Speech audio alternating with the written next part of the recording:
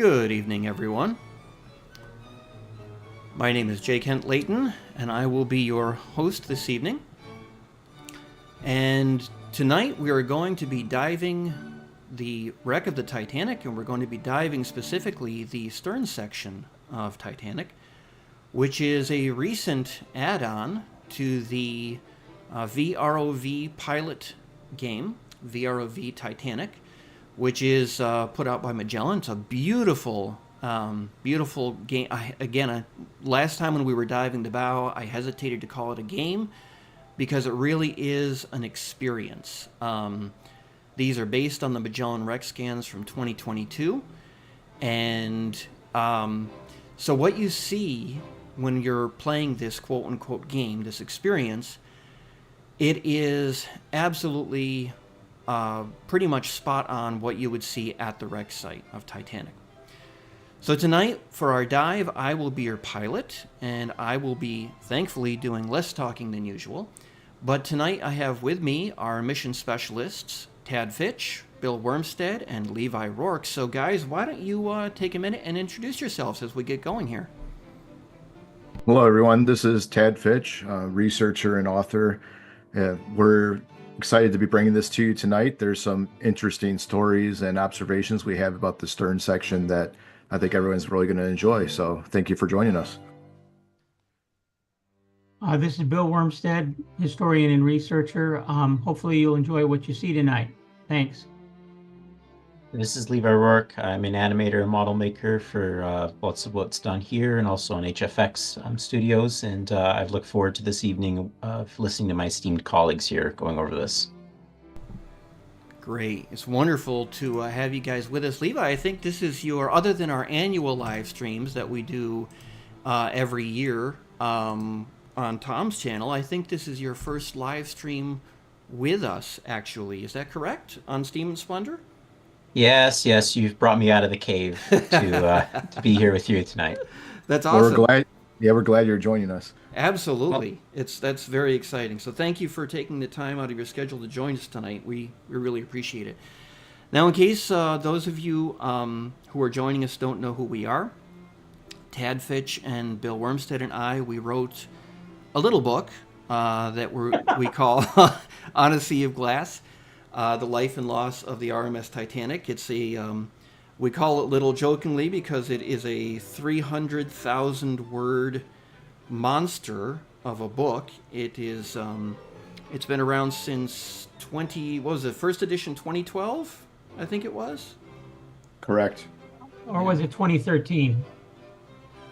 I think we had it for the 100th anniversary, unless I'm very much mistaken. And of course, the current version that people can purchase online, that is available. That's the third edition, and that came out in 2015. I do remember that one specifically. So we have been researching the history of Titanic for 20, 30, 40 years. We were talking with Bill just the other night, and I know, Bill, that you were talking about how you had access to some of the original Angus still imagery that was done in, I think it was 85 or 86. Is that right? It wasn't me that had access to that footage. It was Roy Mengott. Yes. And he created this fantastic model of both the bow and the stern. And we've been kind of using his model to show us what the wreck looked like in 1986. There's some big differences. Yes, there have been a number of major changes to especially the upper decks of the wreck. And we're going to show you some of those tonight. And of course, Levi Rourke is not just our lead animator and model maker over at HFX Studios. He's been working with us for a very long time. He helped put together the Titanic animation that came out in 2021. I think I remember very clearly, Levi, how tired you were when we actually went live for the live stream on the anniversary that night. You'd been working so hard on it. I think you slept for something like a week afterwards. Is that right? Well, I definitely wasn't at a computer for a week after that. I can tell you that much. Yes, it was. I know you needed your rest when that happened. And recently, you were also working with us heavily to finish up Lusitania, an illustrated biography, both the first and second volumes. A lot of work went into that, getting the imagery together for that set of books. And of course, Volume 2 was just released in mid-April. I think it was April 17th that it was released in the UK. And we just finished boxing up the last of the pre-orders for Volumes 1 and 2 late last night, I believe it was, my wife Tess and I. And so that is what we've been up to. We've been very busy. And tonight we wanted to kind of switch gears, and we wanted to take everyone back to Titanic. If you're listening to some period music playing in the background, you aren't crazy, you're not imagining things. This is actually the music from the White Star Line Quintet, our friends over there in Germany and in Austria, who have been working since October it was to bring some of Titanic's music to life. And you can watch their first concert series right here on the Steam and Splendor Network with a historical introduction for each song. And we'll be releasing some new music with them in the near future. And of course, their entire goal is to help raise funds to help the RMS Olympic Steinway Association preserve the Olympic Steinway, the virtual twin to one that was on Titanic.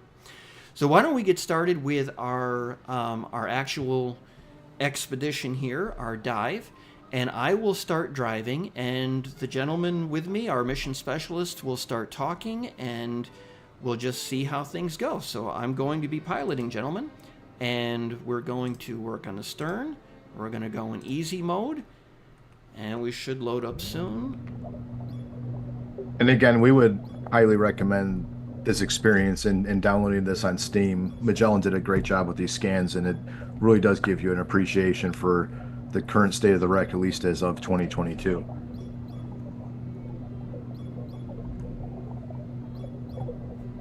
Many of you who have been around Titanic circles for a long time may remember a little movie called Raise the Titanic. And one of the big scenes of that movie that I've always loved was when they actually find the ship the first time, and they're looking at, and they actually see the name of the ship. And the name is relatively obscured, we've found, on these scans. But I think we might be able to show you a little piece of the name. And that's the thing, people have seen on the bow section, that's been widely publicized, images of that, but not as many people have seen what's visible on the stern.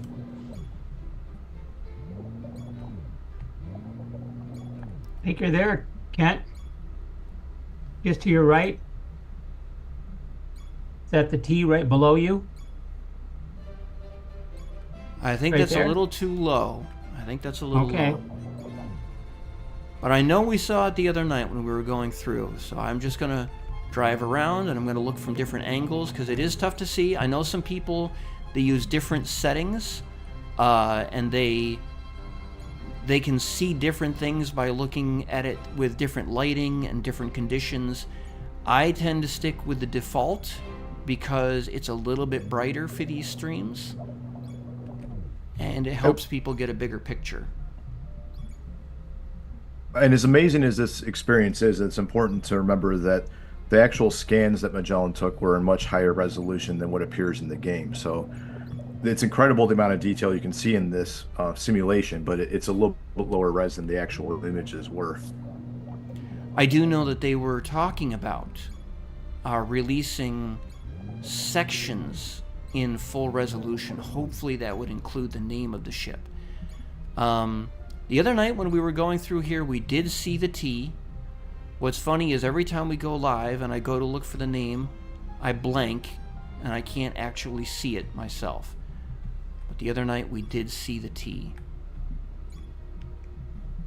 Were we coming in from the starboard side a little bit to see it? Yeah, I think you're a little bit far to the port. A little Yeah. too far to port. Let me try it from a different angle. We'll see what we can do here. Yeah, come in from about here. And an interesting observation for people is you see the stern, obviously the poop deck is the most intact portion of the stern. It is a lot closer to the surface of the seabed than people realize it is. Yeah. Yeah, try working your way towards starboard side. I think you're a little far. To Is port. that it right there? Is that the T that we found? I don't think so. I think you're too far to port. That could be. Let me center myself based on the rudder. The other night you found it within like 2 minutes or There 1 it minute is. looking at it, so. There it is. That didn't sound good. No, it didn't sound good. Too low to the seabed.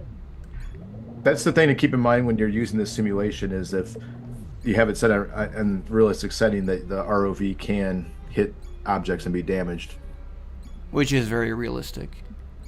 Fortunately, it's cheaper to reboot in the game than it is when you're actually flying a real ROV at the wreck site and you damage it.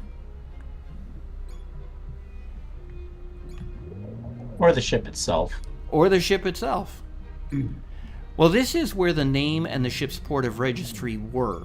I know I've seen it. We saw it the other night when we were doing our test run. That Is that right there above, a little bit more to the starboard side, like right there? could be. I believe that is. As Well, I you can know- see, it's really hard to make these things out. It is. Well, I remember back in 2010, I can't remember which documentary it was in. I believe it was the work of Ken and Bill that they found the right-hand side of the names I and T, and that was all that they could see. And then I remember the other night, Kent, you brought up, I think it's the first T is the one that you saw. I thought it was the first T that we spotted. Well,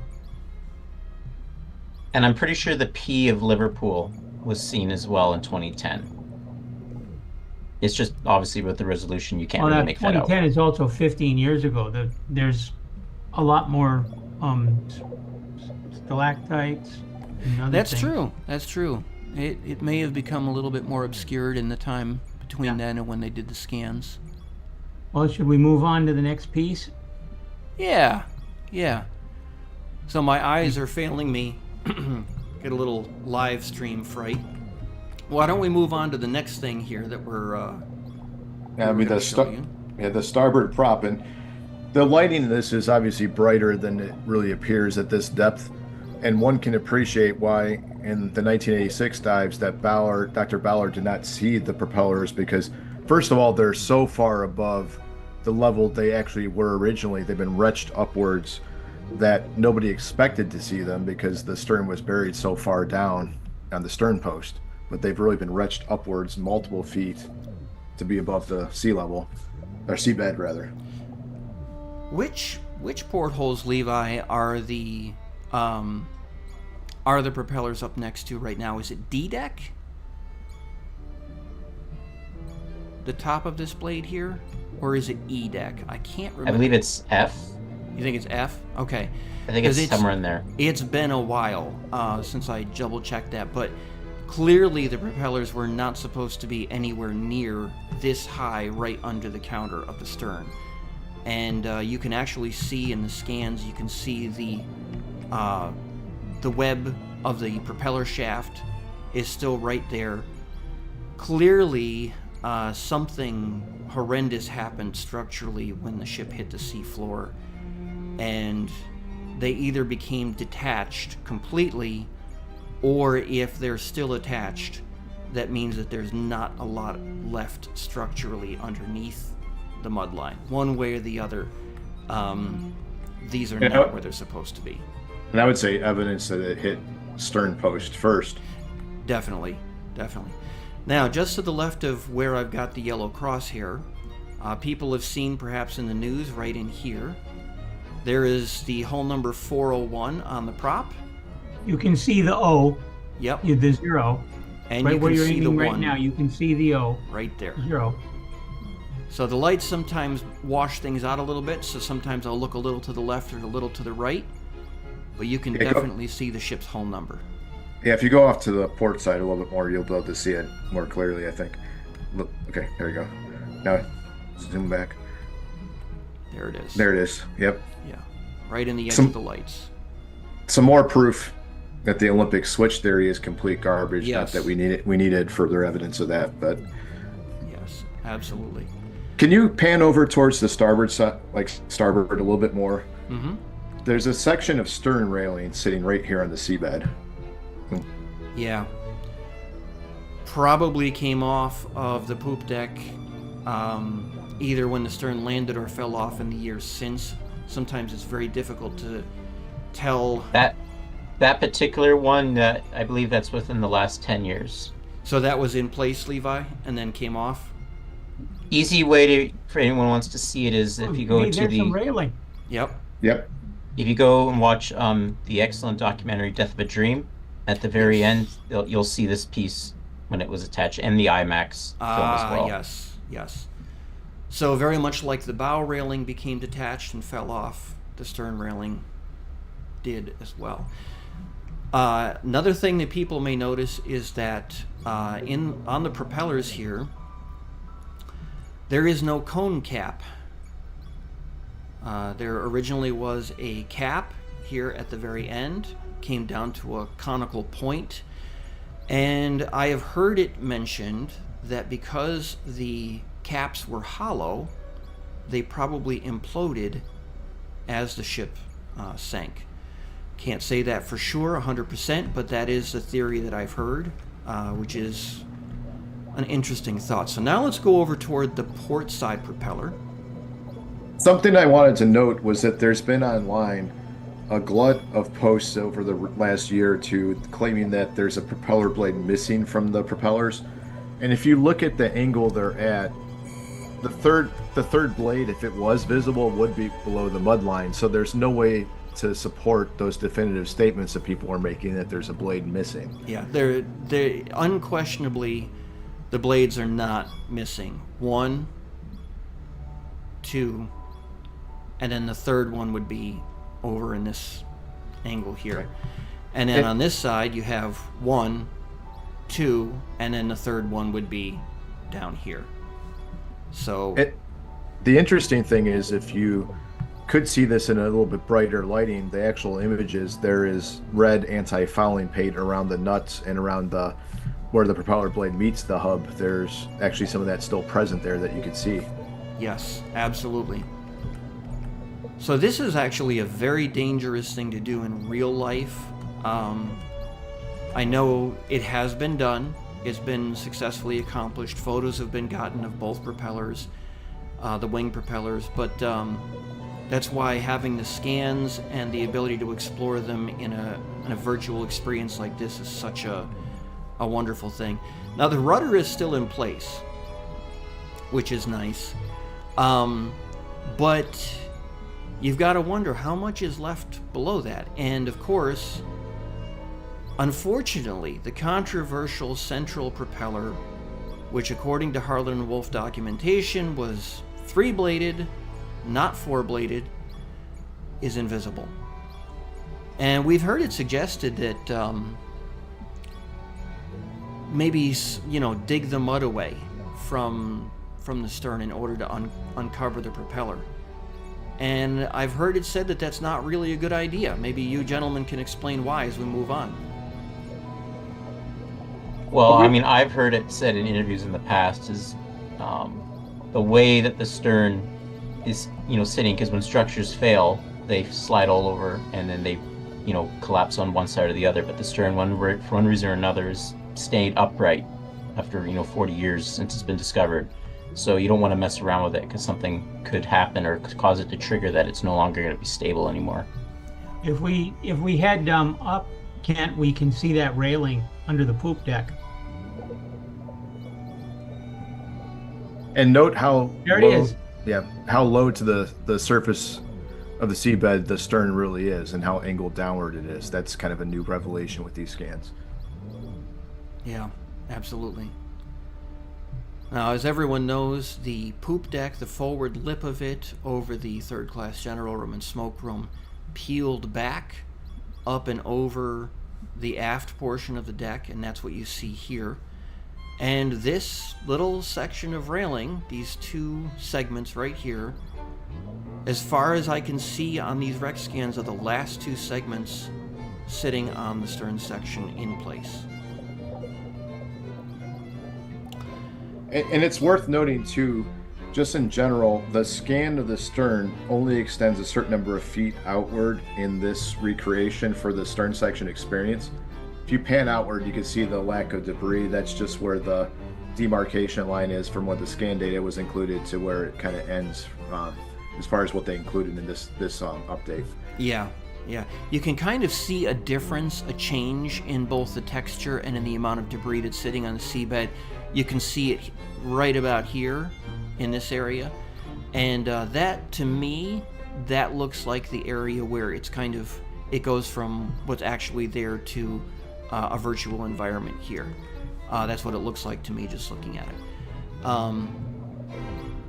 But as Tad was saying earlier, you can definitely see the strong downward angle at which the deck, the whole stern structure is at, buried deeply into the seafloor here.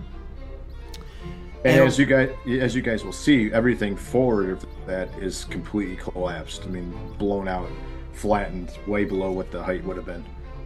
Yeah. Here we have port side shell plating, which is literally just peeled back,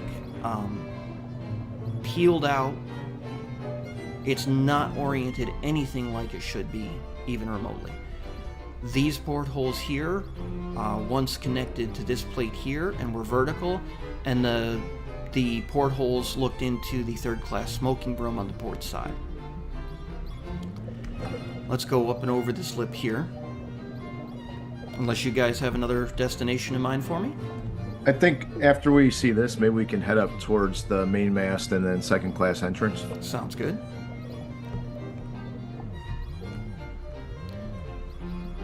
So why don't you gentlemen tell us what we're looking at here? Why don't you head over to the left a little bit, to the left, and you'll see what appears to be a wall laying flat, just ahead of where we are. Yeah. Nope. Back where we were, right there. This one here? Right there. Yep. No, that's not. Almost there. Right there. Right there. There you go. And it's There a you go. little closer. Yep, that's right. I'm disoriented. Yeah. This is part of the wall between the smoking room and the sea deck, the open area, the stern well deck. In 1986, that was all complete. There were 2 portholes, and that was it. Since 1986, the metal is rotting, and it's falling through. One thing we were able to look at is, even though we ourselves have not seen the 1986 footage, Roy Mengout spent a lot of time going through it, and when he made his model, he did a good picture of that, and it's all intact, but now it's not. Roy's model, you can find pictures of it at if you go to wormstead.com/Titanic and go through some of the links there, you can find a whole web pages on Roy's model, and it's great stuff. And it'll let you see what the wreck looked like in 1986. It's not firsthand, it's not the actual footage that Roy was looking like, but he was making a model as close to what he saw at that time. And of course, a lot of what he was doing, it's interesting because it's he was looking at a lot of the Angus footage, which was top-down footage. Yeah. And Hey Kent, yeah, there's that cylinder you were showing me the other day. yes, this is actually one of the ventilators. This particular ventilator shows up in a photograph that was taken in Queenstown. It was taken from the second class decks looking aft, and you can see the starboard side well deck, the starboard side poop deck, the docking bridge. There's a third class gentleman who somehow had procured for himself a first class chair, which is people have commented on that recently. And in the shadows under the overhang of the poop deck, by the third class entrance on the starboard side here, you can actually see this particular ventilator, and it's still in place on the wreck today. And I know that was one of the It's photos. standing up, which it is not right now. Yeah. and that was one of the photos that we got into on a sea of glass. And there's a very famous photo that was taken of Olympic's third-class entrance, where you're looking aft, and it's roughly this angle here. This was the third-class stairwell, and you can see some remains of the railings that were along the sides of the stairwell. And in this area, you can actually see a lot of the tiles that were on the floor in the entrance here. Right where you're pointing now. They're still in place. Now, for anyone who's looked at a lot of wreck imagery, who's studied the wreck for a long time, seeing this kind of tile in place on the wreck close to its original location is unusual, because the tile was originally laid in a pinkish substance, the pronunciation of the name of which we're always having a chuckle over. We can never agree on whether it was Lidocilo or whether it was Lidocilo, yeah. Yeah. Well, and the thing about this that really is mind-boggling is with the absolute devastation, as viewers can see, of this part of the wreck, is how those managed to stay intact when everything else is pretty much completely destroyed. Yeah. And then, of course, just after the stairwell, there was another wall, and then a fore to aft wall divided the third-class smoking room on this side from the third-class general room, which was on the starboard side. So that was a famous photo that was taken in Olympic's third-class entrance, which many people might be familiar with. This, of course, is the number 6 cargo hatch here. And as Bill was pointing out earlier, this wall, which once stood at the aft edge of the hatch, has fallen forward over the hatch. One has to Kent, why don't you head towards the main mast, if you don't mind? Yes, absolutely. We're almost... Oh, stop right there, Kent. Right below where Ken is pointing, you'll see what appears to be a wall with a window. When Roy Mangot was looking at this stuff, there were 2 obvious windows there, and now there isn't. One of them has rotted through. Over to the right of where Kent is pointing, there used to be a window, but it's dissolved. You can see kind of the outline of where it would have been. You can see a little bit of the outline, yes.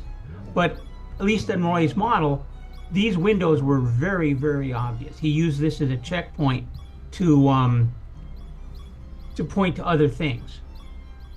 Yeah. And if you go off to the port side, but to the right, the way we're facing, Ken. So we're facing forward right now, so port is forward, left. yeah. No, I'm sorry, starboard. Yeah, go off to starboard, and then a little bit up, you can see the base of where one of the cranes were anchored that has been ripped away. So a little bit to the left. Down, right there. Right there. So the And base we will see that crane in a little bit.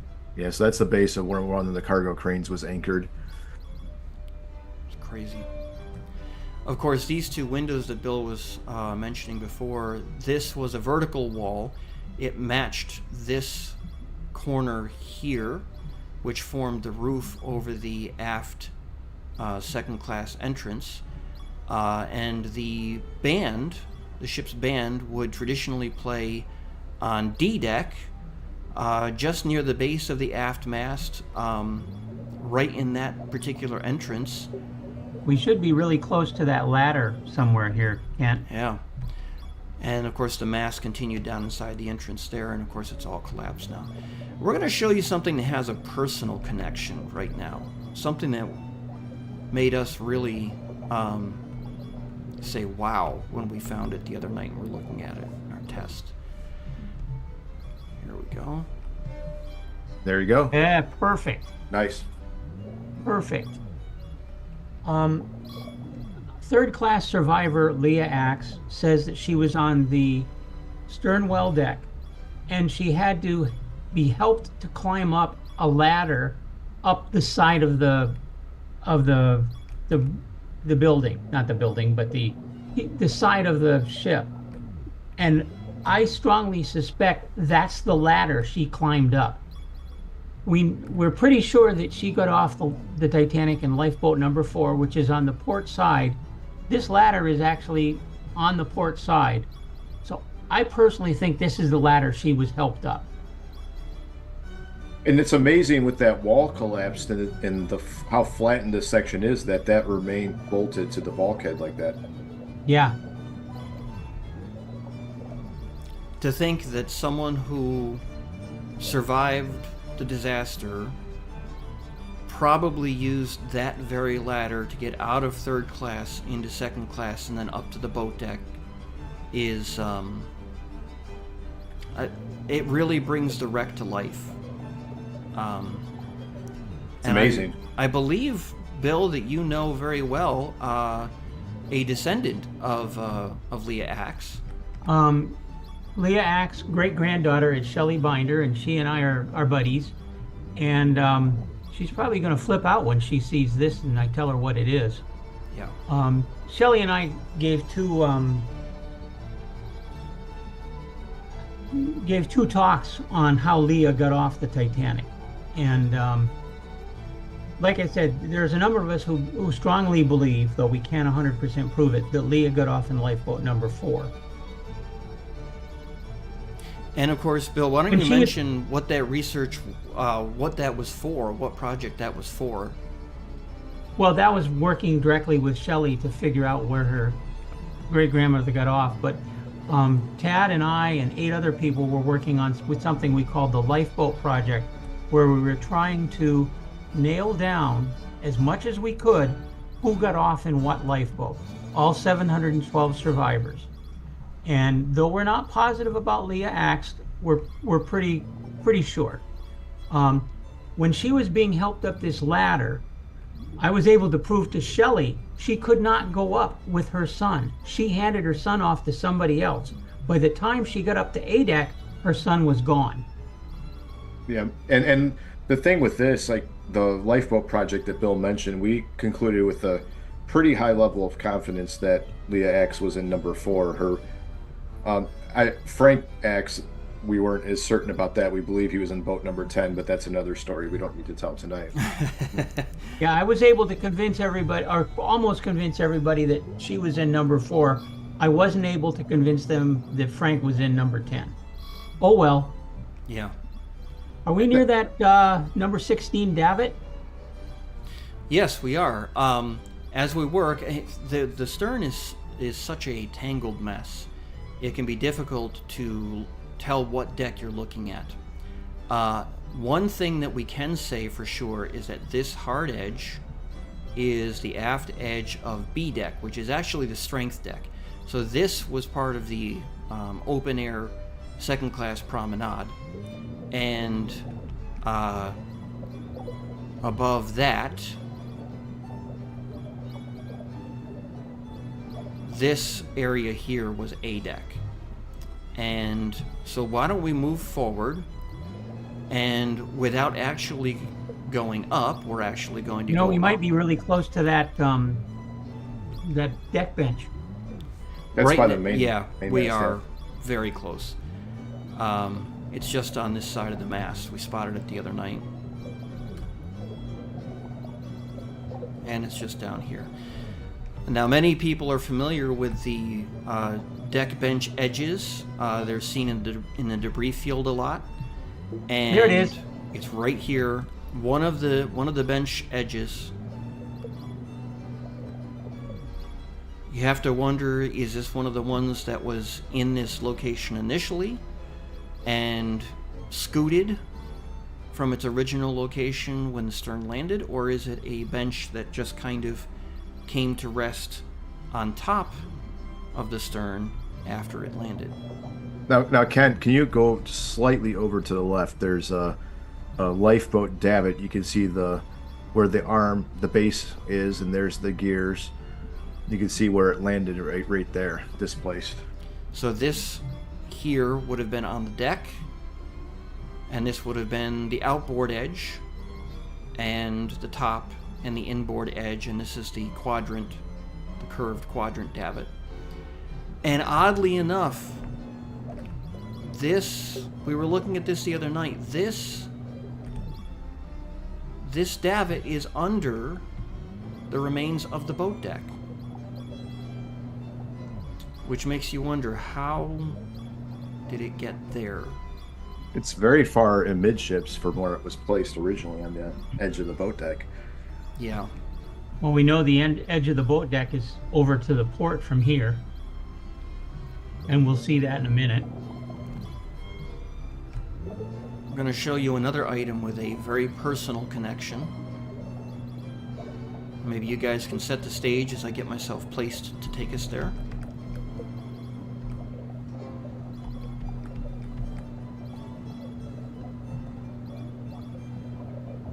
There's the davit. Yes. So this, Bill, do you want to set it up and then I'll add some details? This is the stern davit that lowered lifeboat number 14 or 16. 16, my error. And it's still in place on the boat deck. What you're seeing is the far stern part of the boat deck. That's this edge right here. Yeah, and Right. and right by that, if you go back up to the right and a little higher, there's another base of where a cargo crane was attached. Yeah. So this is the port side crane for A deck, and this was actually captured in a famous photograph taken by Francis Brown on the morning of April 11th, and it's one of the double exposed photos, with the double exposure being of the starboard side Cardeza suite with the private promenade. And there's a couple that's standing right in front of the crane on A deck, right about in here, and that's the remnants of that port side crane right there. And of course, this davit for number 16, this isn't just any old davit, this isn't just any old lifeboat. Who was in number 16 that people might recognize, guys? Well, Violet Jessup, yep. among many others. Yeah, Master at Arms Bailey was in charge of the boat. Had to climb down the falls to get into it, as a matter of fact. Yeah. So And this davit helped Violet Jessup and everyone else that was in number 16 escape the wreck. It's still got the gear on the top of it. Yeah, the block. You can still see the Yeah. block. And this lifeboat, of course, was the first of the aft port boats lowered, and Sixth Officer Moody, who was the only junior officer to die, was the one that was in charge of loading this boat. So there's a lot of history connected with this specific davit right here. A lot of people that we know. And this is actually when Violet Jessup stepped off the deck. She probably stepped from this very stretch right here. And I think it was Moody, she said, who threw the baby to her once she was in the lifeboat and asked her to look after it. And he was standing on the edge of the deck right there. And as a matter of fact, Fifth Officer Lowe, when he crossed over from boat number 1 on the forward starboard side, ran into Moody, who was supervising the loading of number 16, and they talked amongst themselves. There was no senior officer present at the time, and they noticed that no officer had gone with multiple boats, so they said who should go, and Moody basically encouraged Lowe that he should go, and that really greatly impacted Fifth Officer Lowe after that, because Moody died, and that's something that seems to have stuck with Lowe long after the fact. Yeah, I think these days the term would probably be a little bit of survivor's guilt. And that's the edge of the boat deck right there. You can still see the caulking where there were strips of plank, pine. I believe it was pine, yellow pine, Levi, if I'm not mistaken. I believe so, yes. Yeah. And there was caulking between each strake of wooden planking, and you can still see that there on this deck here, which is incredible. Now let me take us down, as long as we are right over this area, because the scans are just, this pieced together is just good enough for us to show everyone something you would probably never get to see if you were there in person, because it's just too dangerous to get under here. And we are about to run out the clock. Here are two of the square windows, which actually formed part of, and I think that's part of the third, which actually formed part of the enclosed second-class promenade. And they are currently underneath this peeled-out section of deck. But you can still see them in place. There's not a lot of hull plating in place on the stern, and yet you can still see it there, which is amazing. And you can still see the reduced level of height that there is in this section of the decking. It's nowhere near as high as it would have been before the accident. No. Did we do the cranes? We're close to them. Yeah, let's take a look at the cranes. Many people have seen the 2010 sonar map, which has been shown in some documentaries, and they've seen that there was an actual smudge or a trail on the seafloor leading toward the starboard side of the stern, indicating that it was probably corkscrewing, spinning as it was coming down, and had impacted. And one of the interesting things when we look at the debris that's out on the sea floor, there seems to be a strong port side bias to how some of the debris came off of the upper portions of the wreck. So right here, all next to each other is 1, 2, and then 3 different cranes. And it's interesting how they're all on this side of the wreck. It makes sense if you think of the we always used to call them helicopters, but I know they're little seed pods that we got a dead sub here, so we're going to restart. That you'll sometimes see flying through the air during certain seasons, and they kind of helicopter their way down when they release. That's kind of the motion that we're thinking of with the stern. Because you definitely have that smudge in the off to the starboard side of the stern, and then you have these cranes off to the port side, and you put 2 and 2 together, and it's like, oh, there's a reason why they landed on the port side. One of those cranes is a port side crane. Yes. Ken, do you want to head over towards the starboard side by the main mast? We're going to look at the condenser and what was over there. And as we steer our way there, perhaps you guys can set things up with what this particular object we're going to show everyone did with boats 13 and 15. And 11. Yeah.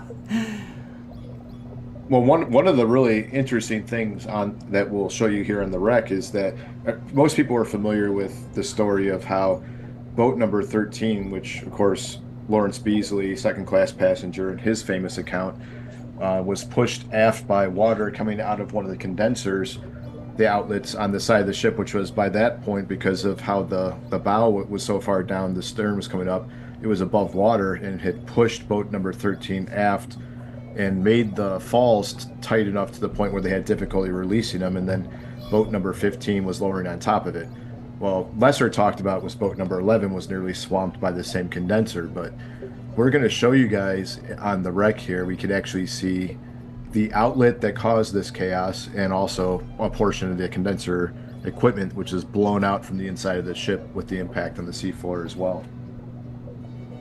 So if you look off to the left of the way I'm driving, at this large piece of equipment here, rectangular, this is the actual condenser that was within the ship, and you can see it's now sitting on the seafloor outside of the ship. And maybe that's not entirely surprising, because if you go up this direction here, and you see this was all outer shell plating. It's now laying on the sea floor, and the outlet for the condenser is actually not far from the condenser itself. So it was this particular outlet that caused all of the chaos for boats 11, 13, and 15. We're going to show it to you up close and personal. So you can picture the ship up is to the left and down is to the right, and you can actually, if you look very closely, you can see some traces of the reddish pink anti-fouling. So this is below the waterline, and this discharge here was, not far above the surface of the water, and the boats are coming. They're being lowered in this direction, and this huge, it was almost like a waterfall of sorts, this discharge, and that's what caused all the chaos right there. While we're over in this, could you point more towards the stern? There's a section of decking I think would be interesting for viewers to look at. Yes, off to the right, that section that's draped down, if we want to talk about what that is and how that's so far out of place. Well, maybe Levi could give us a little bit of a clue in on what this long stretch of decking is right here. Well, it's, as the others alluded to, it's the starboard boat deck, basically all the way along the raised roof of the smoke room, and it basically will terminate at the front end of the smoke room, and it somehow stayed there and was flapping in the wind, as it were, and when it landed, it just, I'm assuming it was in a vertical-esque phase, so that when it landed, it just, gravity took hold and flopped it down. And there's a davit up there, too. Mm-hmm. Yes, underneath that piece. Further up. So this whole piece of boat deck is intact. It's in largely one piece, and it's upside down, and it's twisted about 90 degrees out of its original location. So what you're looking at here is the underside of the boat deck, which would have been the roof of the promenade. If passengers were walking down the starboard promenade, this would have been over their heads, just above them. And if you keep going up and to the left, there's that davit that Bill referenced. Which again is just an and up to the left, there's also windows. Yeah, we'll talk about that. That's a good one. Yeah. Good point. Yeah. This is just incredible that these davits ended up wedged underneath the boat deck as it flipped over. They didn't just come down and land on the stern afterwards. This was basically when the stern came to rest, these davits ended up here. Which is just, this can't be very far from where they started out. And I believe it's these, or it's one of the other ones in the debris field where you can see the two sets are not aligned with each other, which is to the thing that the revelation that was found when we did the 21 animation, that all lifeboat davits were not at the same angle, which means no lifeboat is technically the same distance away from the ship as each other, which has always been shown beforehand. Yeah, I think that's. Look at those windows. Yeah, let's look at that first, and then.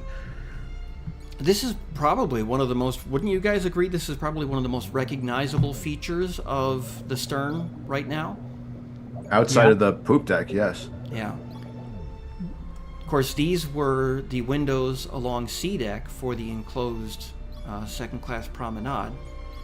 And these were the square windows, and then just forward of them, I'll drive forward, these are the two gangway doors. There and there. And then there were more windows or screens, depending on what terminology you used. The technical term is screen, that's what they said back then. But these screens, this was the second-class promenade there, and there's a strange little piece of twisted out metal here, and I'll maneuver us to get a good look at it. But many people are familiar with the kind of arching, kind of semicircle of the hull plating as it went down from B deck down to along the well decks. You can see that very clearly. Right there. Yeah, good observation. If you want to go up a little bit and a little bit further aft, there's the only intact in situ cargo crane on the stern section. I mean, a little forward. I'm sorry, not aft. It's so easy to get turned around. This, of course, is one of the cargo hatches outside the second class entrance. And this is the crane. Mm-hmm.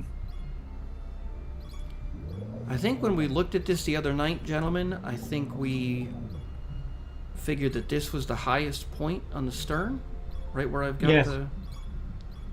I believe so. And that shows just how much, I mean, there's this structure, which we'll talk about in a minute, was much higher than the peak of these cranes here.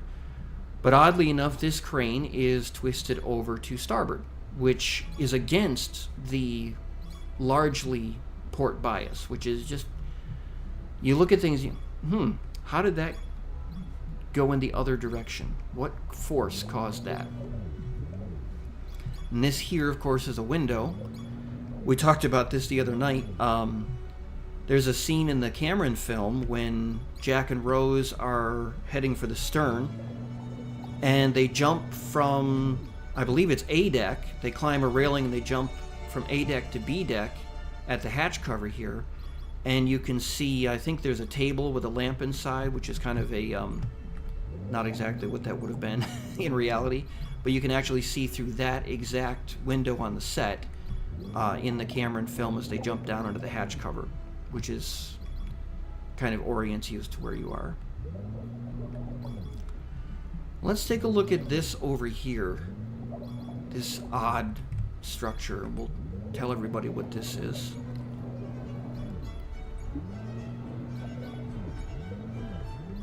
This structure is pretty destroyed today. When Roy was looking at this from the 1986 footage, this was still largely recognizable as the second class entrance.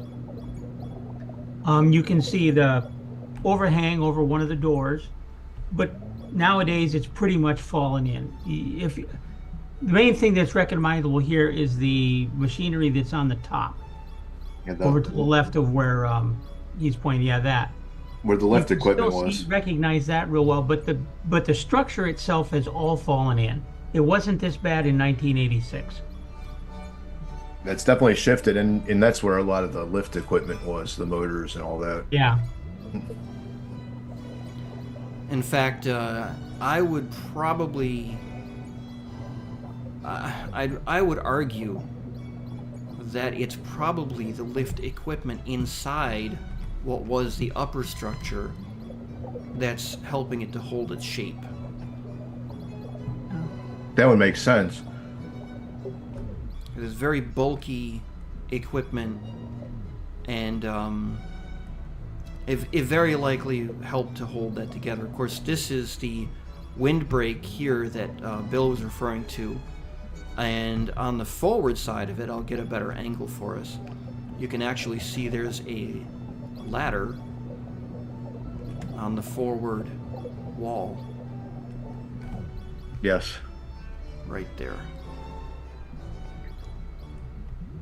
So you think about the people who were coming out of second class, and you know, second class was hit very hard on the night of the disaster. But if they were headed up to the boat deck, most second class passengers would have come through this door or its opposite number on the port side.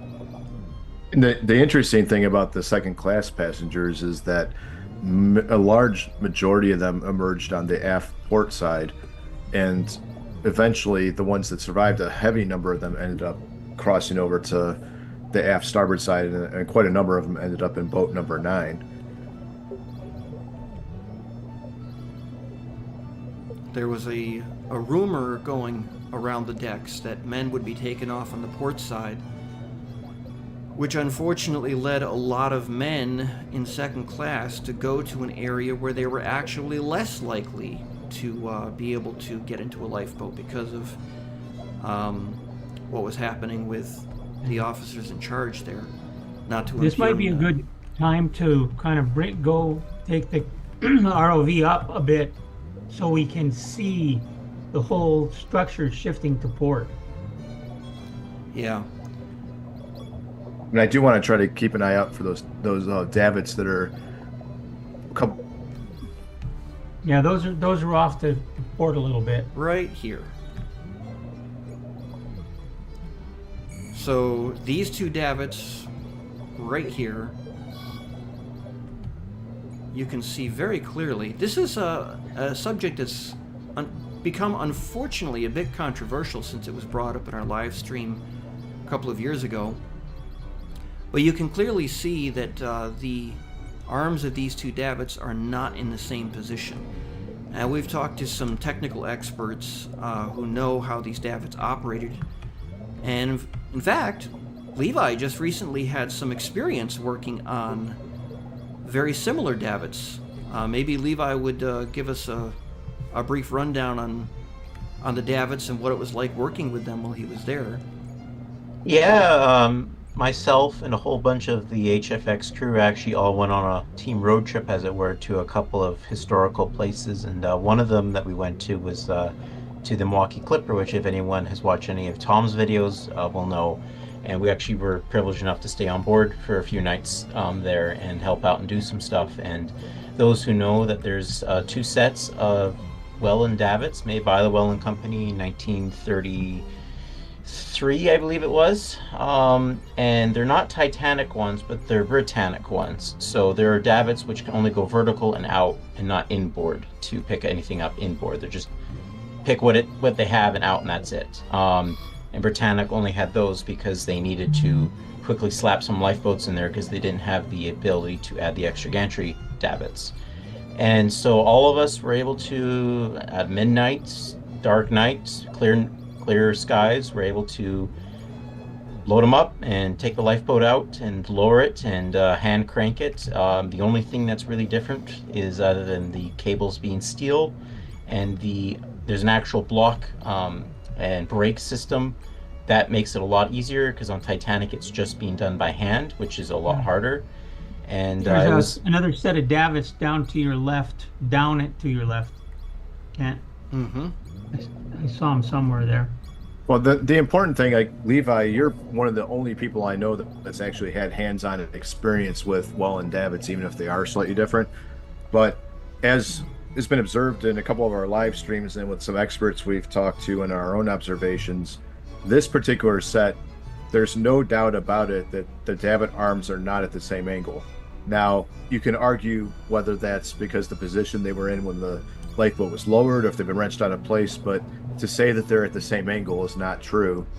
And you can see that very clearly with this. Like, the hub where the davit arm is swung out fully on the top, or partially on the top one, and the other one's at a further angle, you can't see the position of where the hub is on the bottom one that's towards the surface of the wreck there. So that's just something we've noticed that bears further study and forensic analysis, because they're definitely not at the same angle on this particular set. Yeah. And you can also, and I think about 3 turns is enough for, like, to move the lifeboat a couple inches one way or the other. So it doesn't take much to do that, to change it. And it's also not the easiest thing to do.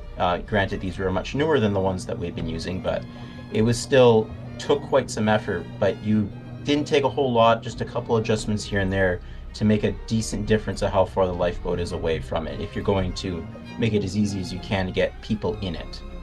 Yeah. And anybody asking why that matters, it's, if you think about the ship obviously listed to starboard after the collision, and then later in the sinking was to port, were the crew members adjusting for that list with how far the lifeboats were swung away from the hull? And this plays into that question, and that's why we're mentioning that now.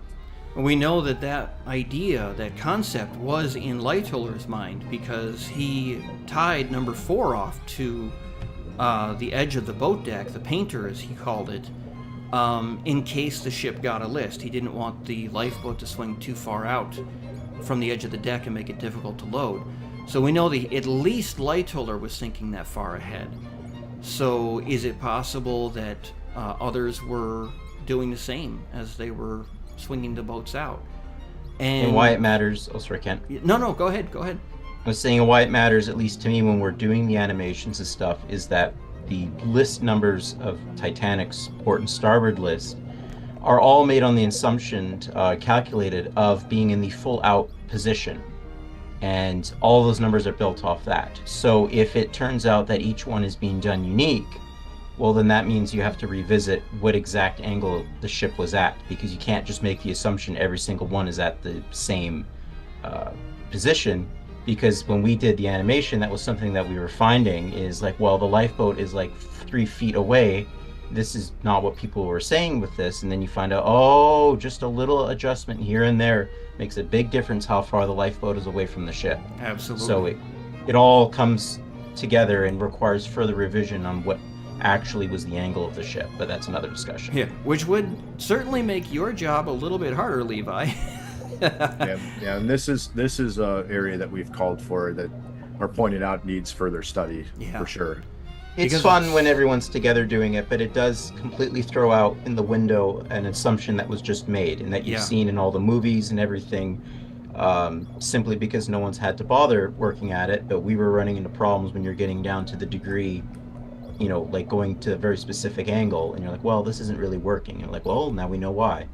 And even in that early, the 2020 animation, I think it was like, if you did like a degree more of the davit, it gave you like, I think it was almost a foot difference. So it adds up really fast. Mm-hmm. Now we're going to move toward a section of deck that looks just like any other section of deck. But when we were looking at this and we realized what it was, I know this caused quite a stir the other night when we were going through it. If you look at these portholes here, this is clearly C deck, and this is the edge of B deck. And there were once some square screens in this area here, and what was behind those screens, which are now gone, is the first class a la carte restaurant. So from here back to here, and then somewhere in there, and then up to here, this is all the floor of the first class restaurant on B deck. And then you stop and think, who ate here on the last night of the sinking? You had the famous dinner that was held in honor of Captain Smith by the Wideners. Yes. And Major Butt was at that dinner. We know that was over on the starboard side of the room. We know Bruce Ismay and Dr. Laughlin dined in this room.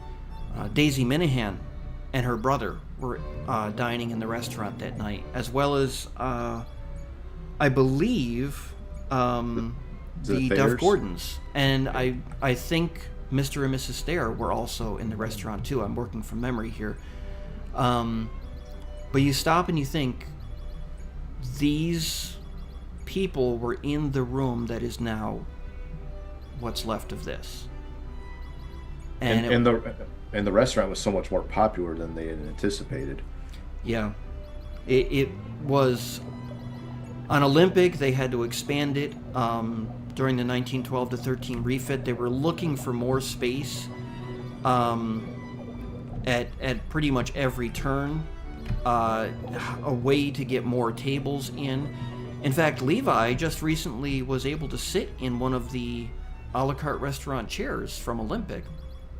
And yeah, I got to hang out for half an hour or so, or an hour on it. It was really interesting to have to be that. And of course, Britannic on this room was even bigger. Right. What's cool about the chair is, even though it had been reupholstered and some work had been done to it, Levi and I were talking about whether it was a comfortable chair, because you look at it and it seems like it would be a cozy, thickly padded chair. But maybe you could tell everybody what you found, Levi, after you were sitting in it for just a little bit.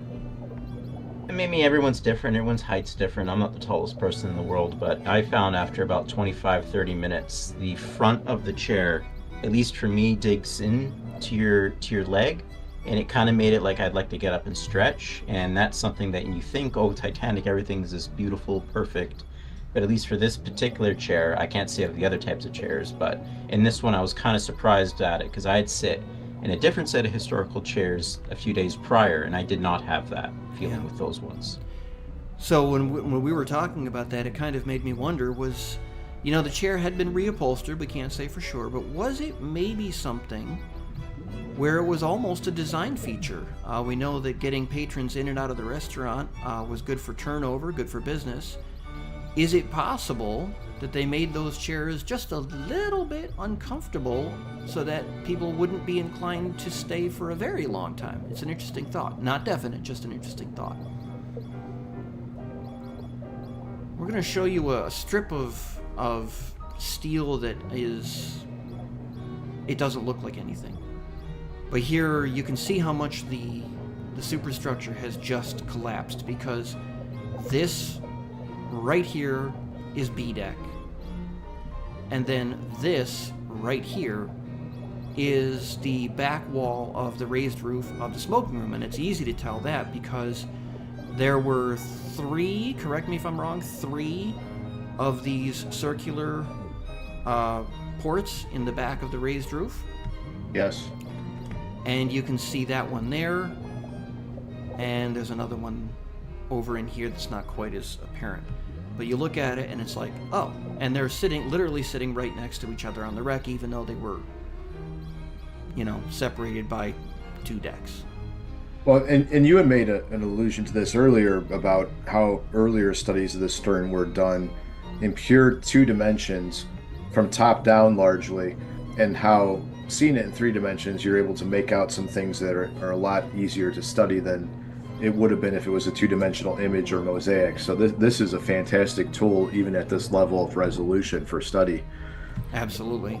We cannot say enough good things about Magellan for having not only done the scans, but made them available for people to research and to look at in this 3-dimensional format.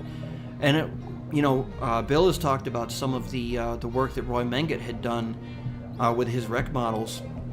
And I know we've talked with some experts who have pointed out that there were some errors in some of those early models, and they're still on the site that Bill maintains in Roy's memory. And we know that Roy himself even knew that there were some tweaks that needed to be made to some of his research. But when he initially did this research, as Tad said, he was really working mostly from top-down views like what we have here. And it's very difficult to get a 3-dimensional idea of how tall something is when you're looking at it from directly above. You can see, gaps, you can see deck edges, but it really can be difficult to tell. So certainly nothing negative about Roy's research skills, but this kind of technology where you can see the ship in 3 dimensions allows us to learn so much more about it. No, Roy did not have access to this 3D images that we're looking at here. He, like Kent just said, he had top-down things. He was able to tell a lot. I've seen his model from a foot away, and it's incredible. I'm not sure where it is right now, but it's a great high-level look at what the ship looked like in 1986. Mm-hmm. Using the Angus photos. Yeah. And now as Kent's maneuvering, of course, most people recognize the reciprocating engines and how tall those are above the seabed even now, while the decks have collapsed and draped across the top. You can see that there's really no structure above this at all left, but they're still standing tall and were very, obviously, durable pieces of equipment. Each one of these engines weighed about 1,300 tons. And what you're looking at are the stern 3 cylinders of each. There was a 4th cylinder forward that actually came apart during the breakup of the ship. You can see one of the fracture points in the double bottom. This is the cellular double bottom here. You can see the turn of the bilge over on the starboard side. In fact, as part of the bilge keel over here, we'll try to show you guys that. But there was a lot of talk about, correct me if I'm wrong, about 20 years ago about the 2 segments of missing hull that were found in the seabed off quite a distance from the actual 2 main sections. And what's amazing is if you look at this line right here, all this jagged steel where it all broke, this fits almost perfectly with the back edge of the back of those two pieces and where it came apart. Absolutely. Now, Kent, do you want to, before we head over and maybe look at the bilge keel, do you want to show where the reversing engine is here in between? Yeah, very good idea. So a lot of people are familiar with the old story that during Murdoch's evasive action, he threw the engines into full astern and hard starboard all at the same time. Well, that's not exactly how it happened, as we've learned through the years. But we do know that the engines did reverse almost immediately after the impact with the berg ceased. They stopped at about the time the collision was taking place, and I think it was Rowe who said that right after the iceberg went past him, he heard the engines kicking into reverse. A number of other people mentioned it as well. And in order to put the engines from stop or ahead into reverse, the engineers would actually have used this vertical mechanism here that we see. This is part of the changeover mechanism to put the engine into reverse. And you can still see it sitting by this port side engine right here. And it's absolutely just mind-boggling to think that this was in use within moments of the collision. And one of the things that you unfortunately can't make out in this scan because it's too far back under an overhang for how the scans were done, but the watertight door in between the engines, which the only image existing that we've been able to see indicates is closed. And I don't know if Levi would want to say anything about that, or if that's enough as is. Well, I know it was discussed, and I don't believe it's the website up anymore, but on Park Stevenson's website that went down a number of years ago, I believe Ken Marshall did an article of when they were with an 01 with Cameron, and they supposedly, and that's the photo that's gone around, of seeing the aft bulkhead, and it's closed. Not that it probably would have made much of a difference, because the starboard shell plating appears to have ripped in such a way that it was going to be all open anyway, but it does appear to have been closed prior to it breaking up. And of course, this here was the actual propeller shaft, the crankshaft on the engines that connected out to the starboard prop that we looked at before. And all of these cylinders, the cranks and everything, it spun the shaft around and it turned the propeller, and you can actually see, for both engines, you can see where it broke as the engines came apart.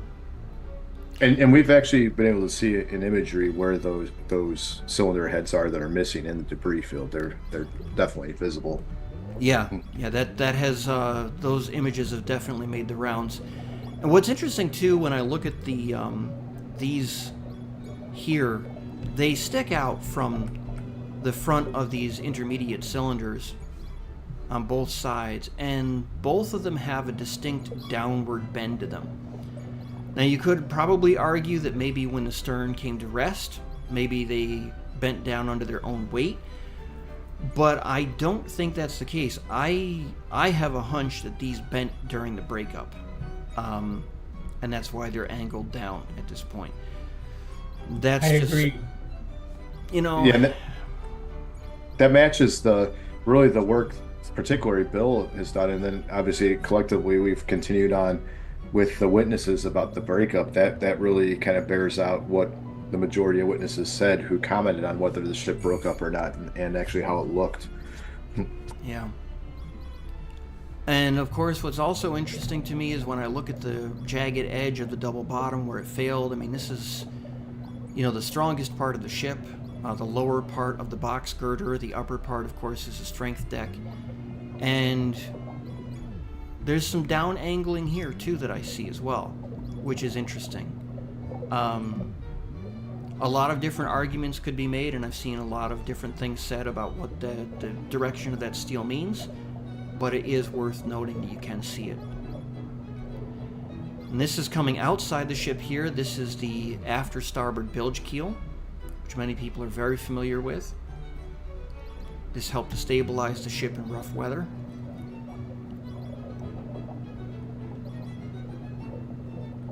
You can see the turn of the bilge. It's also interesting, given that We know from the trail that has been publicly shown in documentaries that's in the mud, we know that the stern was coming in this direction.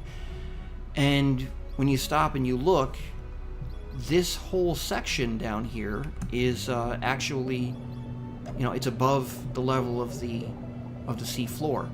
So you kind of get that sense of a swing from starboard to port as it's coming in, and this is kind of the cavity almost that's remaining from when it hit the floor. I mean, it's just amazing.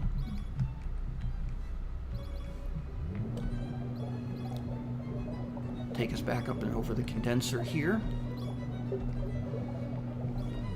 We're about to run out of juice on the sub. I cannot remember the command that someone kindly gave us during our last live stream to keep the clock running. It's something to do with you have to pause it and do something else. So if somebody is aware of that and wouldn't mind putting it in the chat, let us know and we'll do that. Otherwise, we'll restart. Yeah. We'll move aft.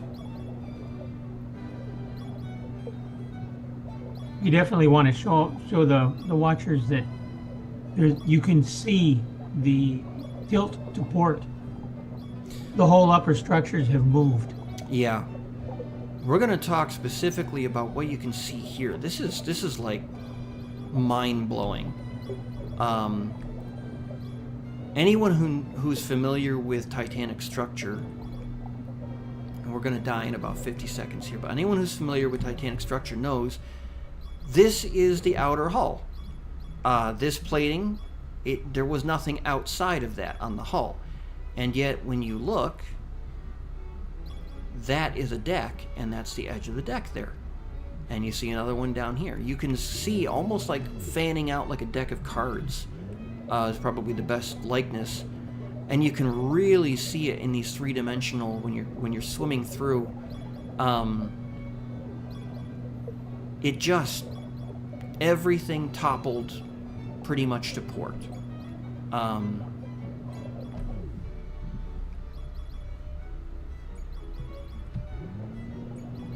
That includes the mast, which tips to port, the three cranes, which are off to port, and now we're dead. Yep. So I will restart, and we'll show the same thing from another angle, from a higher angle. That would be helpful. Yeah.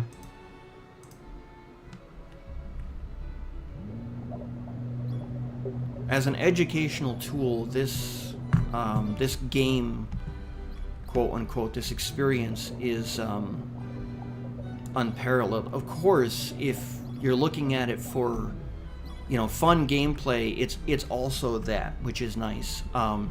There's objects that you can scan. You have to find certain objects. They really made it enjoyable, from a gaming perspective. It's very, very cool. But as an educational tool, wow. What it allows us to see that, really wasn't publicly available very much before. So as you can see here, we're coming in along the center line of the ship, just a touch over here. And I'm going to look out. I'm going to bring us up and get us a little bit more altitude. Yes. And I'm going to align us with the back of the third class entrance here. And you can really see what you guys were talking about a second ago. So you can see the center line of the ship. I mean, it's very clear what your center line is when you're back here over the fantail. And you've got the center of the third class stairwell. I mean, this was right over the center line of the ship. You can see the cargo hatch, which is there. So if you run this straight out and you've got this level with the edge of the grid there, and you keep pointing the laser beam out, you should be looking at amidships. The base of the mast should be about there. And yet, when you look, the base of the mast is all the way over there. This whole deck house has shifted over to port. And also B deck, which is the strength deck.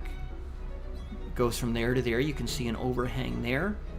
And you can Bring us a little bit forward, Kent. You can see a little more right now.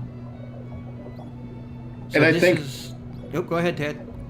I think about this. If the stern really did impact with the rudder stern post propellers first, and was also in the process of rotating with that tilt-a-whirl pattern, that like a maple tree seed that we had talked about earlier, then you could see if it hit the bottom stern first and was still pivoting at the same time, how that could wrench the whole structure out of position. You can see the base to the mast over to port from our center line there. You can see the second class entrance is shifting even farther over to port. And then the decks below it, we had looked at it the other night, where the decks below this, how far out they are to that side of the ship. They're like, Very much like a deck of cards when you fan them open and you offer to someone, pick a card, any card. That is very much the effect that you see here. Very much a rotation.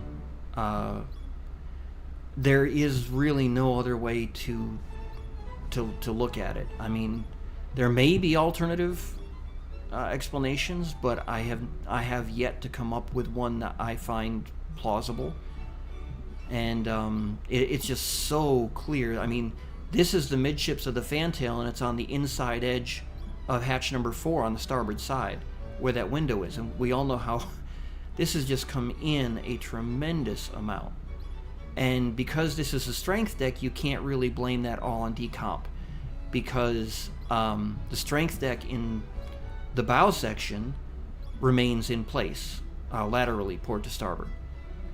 So there's only one kind of force that really I can think of that would explain why it did that. And as Bill pointed out too, you have the main mast canted over to port. Very strong port side favorability. And we, survivors mentioned that the stern was rotating even at the surface after the breakup. I've seen Go ahead. Some of the survivors that were in Collapsible B, including, I believe, Jack Thayer and Eugene Daly, the stern pivoted with the propellers overhead, and they thought for a second that it was going to topple over onto the boat. So there was something that gave the stern a rotation, which is what Levi worked so hard to visually depict in the 21 animation that we did with HFX Studios for the live stream that year, is to show that rotation at the surface.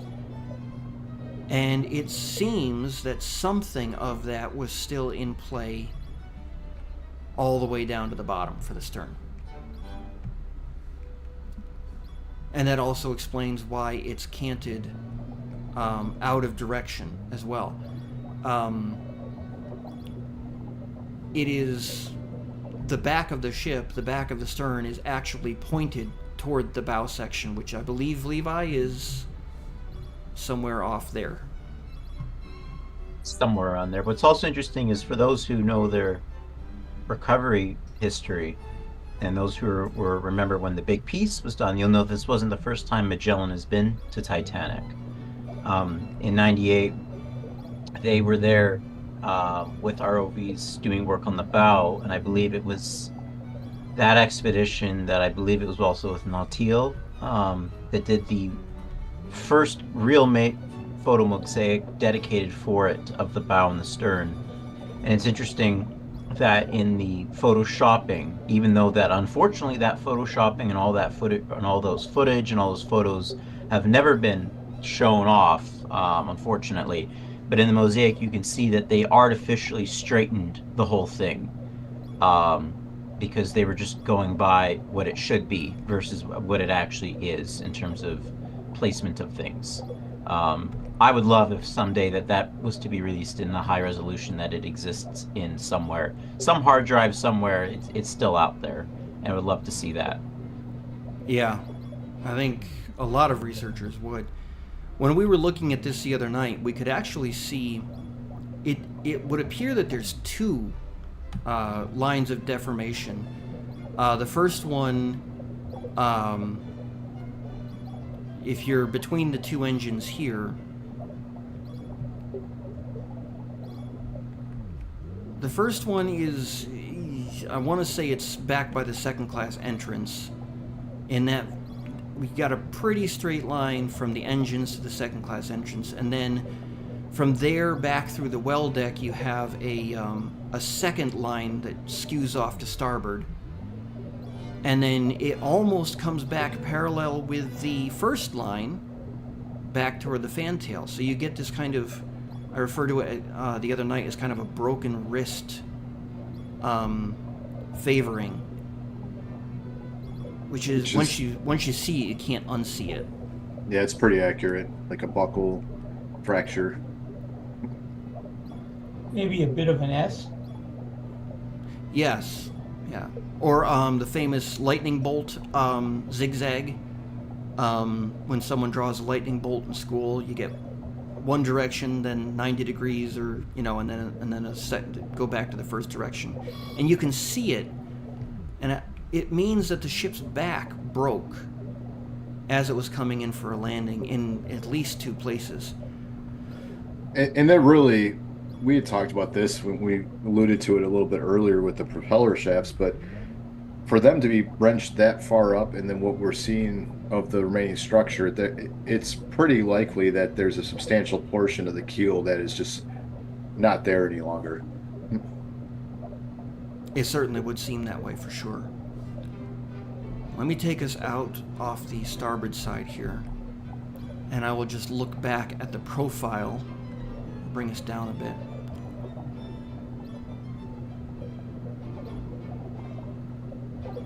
See what kind of profile view we can see.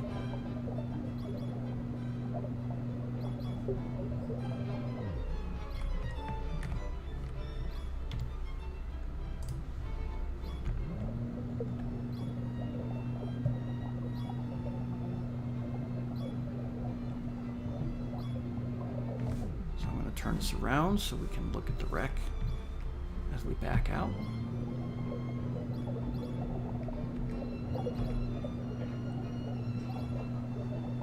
You can actually see that the stern well deck looks like a bomb hit it. It really does. It's just a big dent in the ship.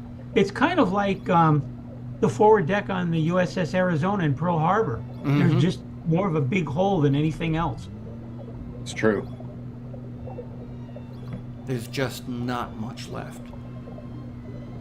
And this is just such a sharp contrast, and that's not that that's a new revelation from the Magellan scans as far as the stern compared to the bow, and how the bow still resembles what it once looked like, but it's even more stark when we look at these scans. It's even worse than we realized. Well, even the bow is changing its shape as the years go by.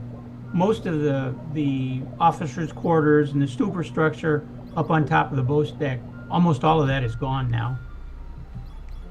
I did have a question that came in the chat that I want to comment on real quick, and you guys can jump in on too. Like we had Phil McCracken was talking about the switch theory with Olympic, and he said the hull number, if they had switched parts from Olympic with Titanic, wouldn't it say Titanic's hull number on Olympic if that was what was sunk? And that's true, but I think he's alluding to the propeller with the 401 on it. There is a lot of items raised from the wreck over the years and on display in some of the artifact exhibits, including watertight door gears and a number of wrenches, all types of things that have a 401 on it. So literally all that would have had to have been switched in a conspiracy theory like that, which is completely implausible, and that doesn't even take into account the pretty substantial differences between Olympic and Titanic structurally, which is not as nearly identical as people play up. Yeah, absolutely. Last summer I was at the Titanic Museum in Seattle, Washington, and inside they had I think it was a paneling for one of the first class room of some kind, and you could walk on both sides of it, and you could see what it looked like to the passengers. But on the other side, the inside side, it said number 400. It was definitely an Olympic paneling. And Yeah. they were advertising it as Olympic paneling. Yeah. What that means is that in order for the switch theory to have any merit, every square inch of paneling on Olympic and anything that had already been fitted to Titanic up to February, I believe it was, end of February 1912, I'd have to get the dates because I don't have it right in front of me, would have had to have been torn off of both ships and swapped, because when Olympics, was scrapped in the 30s, all of that paneling, as Bill pointed out, had 400 on it. And so Right. all of the paneling, all of the items would have had to have been swapped. And it's just absurd to think, in a publicly available space like Harlan and Wolff, there were people touring. The people could see it. It was visible from the countryside, the surrounding hills. And Olympic was not there for very long in that last little bit of, early 1912 when she came for the propeller blade replacement. They didn't see people carting paneling back and forth between the two ships like ants carrying goods back and forth. That was not reported at all. Not to mention there was 14,000 people working at Harlan and Wolff at that time who would have been involved on moving the pieces around, like Kent said. None of them have ever said that they swapped the paneling or anything. Well, Nobody. and one of the things our good friend Mark Churnside, who everybody knows is a fantastic researcher, made an excellent point, one of the best ones outside of the physical aspects of the ship, about why a switch was ridiculous. The idea of that is that White Star Line had not insured them for the full value of the ship. So if the premise is that they switched the two because Olympic was permanently damaged in that collision with the Hawk and was going to be a loss, they didn't even insure the vessels for the full cost of what it would have been to replace them. So they would have been losing money in the deal, not replacing a ship that was badly damaged. So the whole thing doesn't make sense even from a logical standpoint. Not at all. We love Mark Churnside's analytical mind and how he does deep dives into the archives and finds all the paperwork and everything, and he can really disprove so many of these wild, fanciful theories that get repeated so often on social media these days, just from looking at the actual documents and what was said by the people who were there. It's amazing to think about. So, I know, Tad, you have to go in just a few minutes here. So why don't we do this? Why don't we leave our live stream off for this evening? We'll first tell people what was back here at the back wall of the third class general room and what was reported to have been seen during the sinking and by whom. Maybe we can tell that story and help connect what we're looking at here with that. Well, I believe you're referring to there in the general room where there was a piano, and August Wennerstrom had talked about how there was a woman in third class who later in the sinking had taken her child and basically gone down into that location with the child on her lap and had sat and played the piano waiting for basically the end, and almost like given up on trying to escape at that point. And we don't know if she stayed in that location after August Wennerstrom left that area. But to think about it, at least part of the time during the sinking, this woman, sitting in this area playing that piano with her child, what happened to them? Statistically speaking, not very good odds. And it really brings it home. There's also the discussion of were people actually trapped inside the stern as it went down. It's possible. We really don't know. Yeah, She could have been one of them. it's very possible. As the ship got more and more on an incline, it would have become very, very hard to move up or down. Mm-hmm. When we were on the at the Titanic Museum in Pigeon Forge, they have 3 ramps. One's at 15, one's at 30, and one's at 45. The 15-degree ramp is very noticeable, but you can kind of move around on it. You get on the 30-degree ramp, you better be holding on to something. And if you get on the 45-degree ramp, you can't hardly move. If you're not holding on to something, you're going to go down. True. Would Kent and Tad agree with me on that? You were on the ramp. Yeah.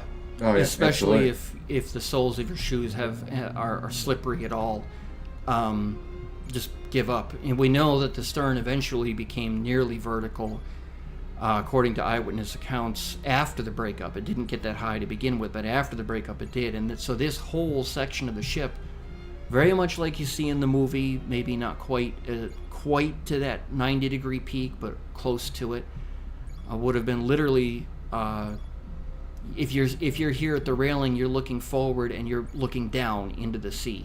And to think that this was the last refuge for, nearly 1,500 people. We know a lot had gone into the sea from the forward end of the boat deck and whatnot.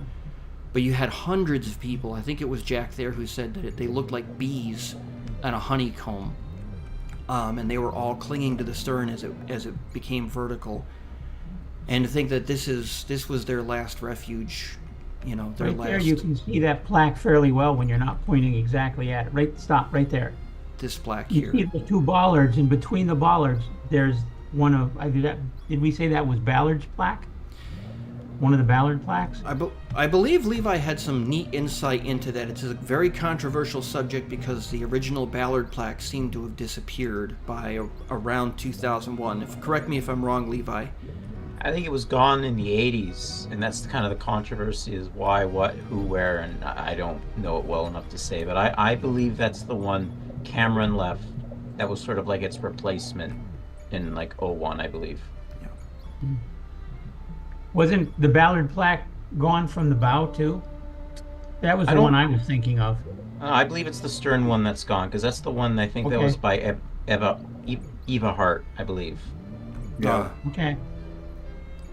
And of course, you can just see a little bit of the actual caulking between where the wood was on the fantail here. And one of the capstans is still visible. Yeah, that larger circle there. So, have there been any questions that we haven't? Because I can't see. I don't have the chat in front of me because I'm driving. Or have there been any questions that we need to answer or give a shout out to anybody before we wrap up our live stream tonight? I just will want say that we finished off our own listing, Kent. Yeah. Oh, I did want to thank some of our friends that have joined in, besides some of our patrons, who we appreciate very much indeed. I did see Patrick Cornelius Vita from the White Star Quintet, Bill Sauter. I did see David St. Pierre on there. I saw a number of our friends in the chat, so we appreciate you joining in and supporting us. we appreciate the support, guys. We really do. And we hope that you enjoyed this presentation. Of course, this is live. This is very off the cuff. We did a run through. We had a hit list of things that we wanted to show everyone tonight. But as we're speaking, we don't have prepared notes in front of us. We don't even have, I don't know about you guys, but I don't have On a Sea of Glass right in front of me. No. So we are kind of working from memory here, and sometimes the terms don't come to mind or the names don't come to mind. But hopefully this was insightful and educational for everyone. And as we close out our live stream tonight, we're very much going to do the closeout from Ghost of the Abyss when they leave Titanic stern and they go vertical and drop the weights and leave. And I want to thank everyone for joining us, for your support, and we're going to end the stream in just a minute here, as long as no one else has anything further to add.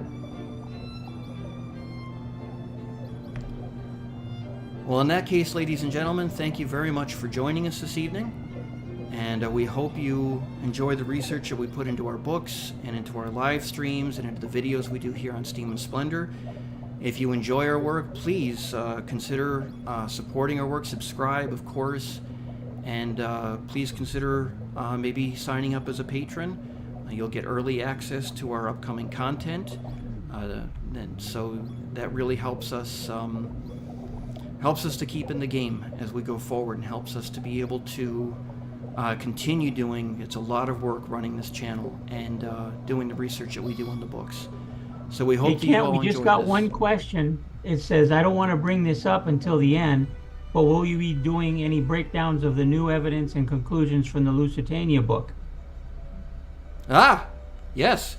As Yes. many of you know, Tad and Levi and I were part of the 5-man crew that wrote the Lusitania book that was just released. And yes, we do plan to break down some of those in the future. We've promised it, and we plan to do it in the near future. We just have to get through. April and May have been extremely busy months for us, but we're going to be getting back to our regular schedule of releasing videos, and we have some plans. So absolutely. Does that answer it as far as you guys are concerned? Do you have anything to add, Tad and Levi?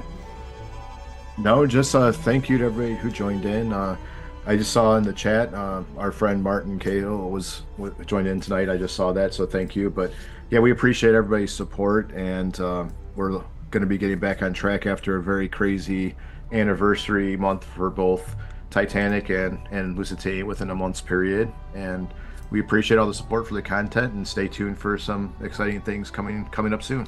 Absolutely. And thank you all for joining us. We really appreciate your support, and stay tuned here on the Steam and Splendor Network for more in the near future. So we're going to stop the stream. Have a great night, everyone. Stay safe and come back soon. Take care. Bye, everyone. Bye.